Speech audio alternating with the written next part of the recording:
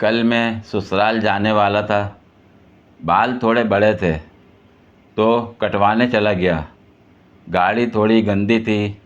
सोचा अब कौन सर्विस स्टेशन जाए, तो घर पे ही वॉश कर ली। खुश करने के बाद हल्की सी पॉलिश कर ली। फिर कपड़े इस्त्री किए, नहा धो के अच्छा सा तैयार हो गया। बालों को तेल लगा के सेट किया, जूते पहने बाहर निकला। गर्मी बहुत थी तो गाड़ी स्टार्ट करके एसी लगा के 10 मिनट के लिए छोड़ दी। फिर गया तो गाड़ी काफ़ी ठंडी हो चुकी थी। अंदर बैठ के सुकून आया, ठंडी हवा लगी, दिमाग फ्रेश हो गया।